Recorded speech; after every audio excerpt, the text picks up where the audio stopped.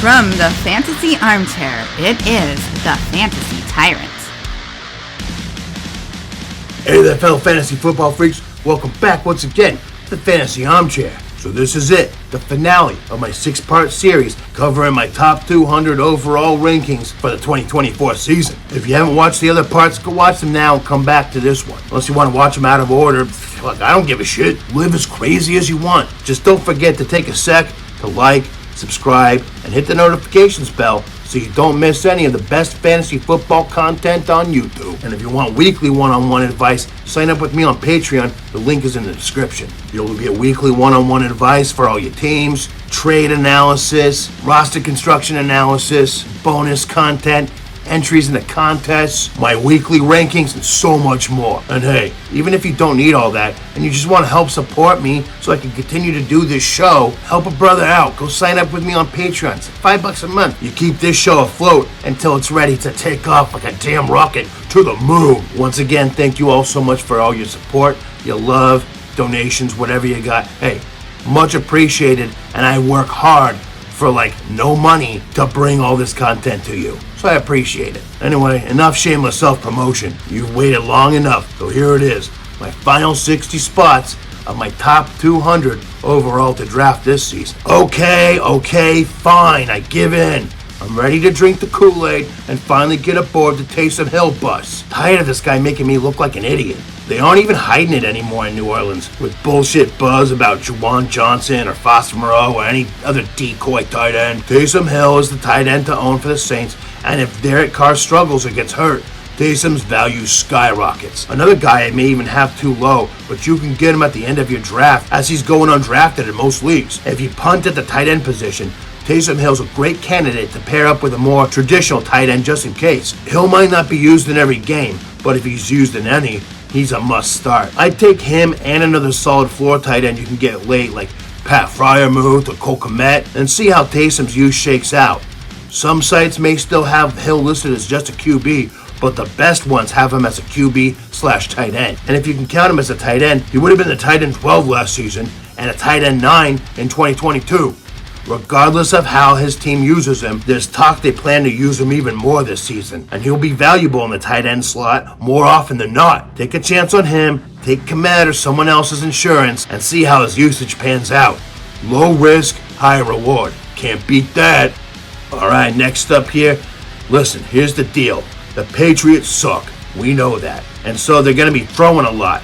And while we don't exactly know how the pecking order will shake out, there's a damn good chance one, if not both of the top 2 targets, Demario and rookie Jalen Polk, end up in the top 62 at least, which is where I have them both. ADP, on the other hand, has Polk as the wide receiver 67, 174th overall, and Douglas rated as wide receiver 72, 187th overall. You're telling me that a team with young, hungry wide receiver talent can't get a top 65 spot? Of course they can. And I think they're both going to get there. No, they're not going to win you your league, but they could prove to be a valuable bye-week filler. A lot better than going undrafted like they are in most 10-team leagues. No special numbers or stats, just simple logic on this one. Unfortunately for the 49ers, their backup running back Eli Mitchell went down. But fortunately for the 49ers, their system turns out killer running bees like a damn factory. Next man up. And that next man is Jordan Mason. He's a guy I've had on my radar for a while, and I've talked about him here and there, but now he's crawled his way up to the number 2 spot behind the best running back in the league, Christian McCaffrey.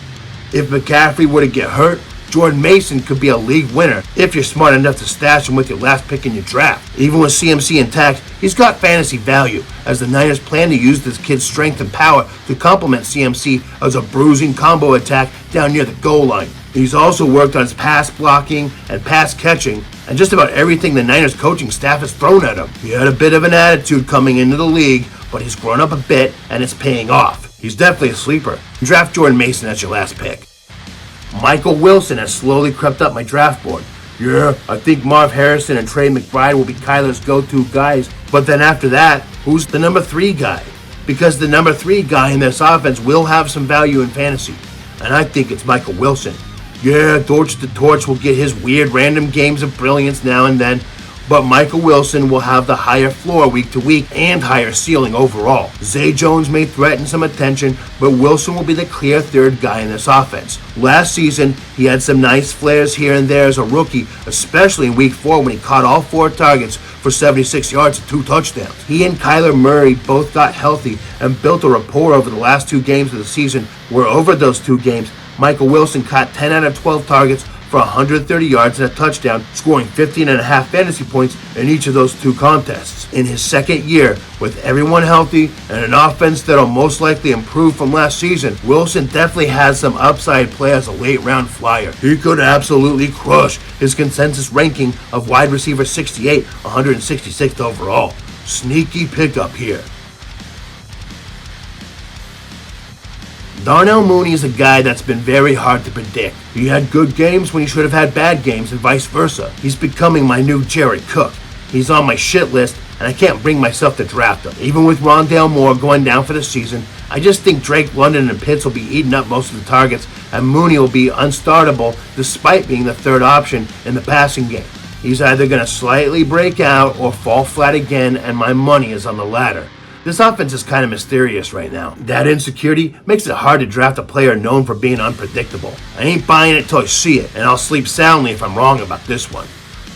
Jalen Tolbert's shown some flashes of magnificence, and this season, he finally gets starting work. If he flourishes, he could take over Brandon Cooks as the third target on this team behind CeeDee Lamb and Jake Ferguson.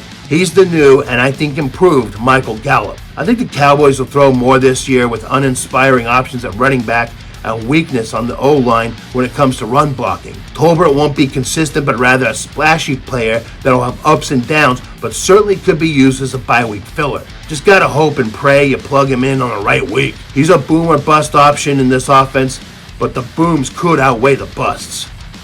Kimani Vidal is the perfect sleeper. Under the radar as a technical third stringer, he's behind some pretty weak competition in the injury-prone former Ravens, Gus Edwards, and J.K. Dobbins. The Chargers' backfield is his for the taking, and if he's as good as the buzz from training camp would have you believe, he'll be taking that top spot in the depth chart in no time. With both running backs ahead of him being injury-prone and not exactly top tier, a few hot performances could bump Vidal up to the starting slot. He could be this season's Kyren Williams.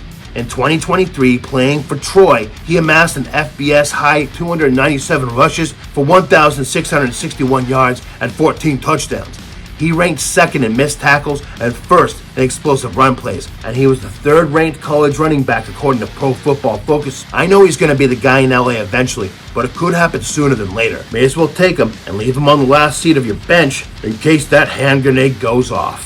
Oh goody, now I get to talk about another foundational player for my shit list, Mr. Guyliner McBedshitter himself, Derek Carr.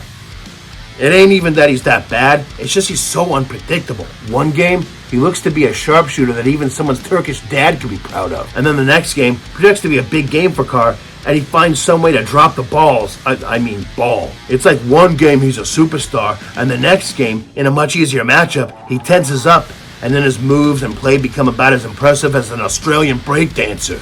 Yeah, I had to cram all the Olympic memes in this time, even though they're about as stale as the Doritos in the crevice of my couch. Anyway, he's the most volatile QB in football today, and there's no sense in featuring him in your lineup, or on your squad for that matter, unless you feel lucky. He was the QB 29 last season on a points-per-game basis, but those points were always unpredictable and inconsistent. 2 traits I never want a player on my team to emulate. I wouldn't even play him in a good matchup because he seems to struggle in those and then thrive in the more difficult ones. And then out of nowhere, he'll switch that on you just to keep you on your toes. He's never been very good as an NFL QB or for fantasy either. I'm sure you've got better options than dealing with his volatility, like slamming your dick in a car door. Don't draft him. If you're in a situation where you have to draft him, you fucked up. Be it fantasy football or just life in general. Yeah, this was just an excuse to hate on Mr. McBedshitter, and I've had my fill, for now. Real quick about Kendre Miller, I was calling him a sleeper earlier this year, and then he got hurt again. This time, a hammy. Coach basically threw him under the bus, saying that he'll have a hard time making the team if he can't stay on the field. Probably just coach speak, but the injury makes me wary of drafting him. Ultimately, I think he takes over the backfield at some point, but we'll probably need to wait one more year. I sure hope so, because I got a lot of this guy in Dynasty, and I'm just waiting for this lottery ticket to hit and pay off. Hopefully he's not the next J.K. Dobbins. Phenomenal talent held back by constant injuries. I love this kid and think that he's going to be a major player when healthy and given the opportunity. He'll be back with his team in week 5, hopefully ready to go. I want him to happen, damn it. So that's it. We did it. Give yourself a hand.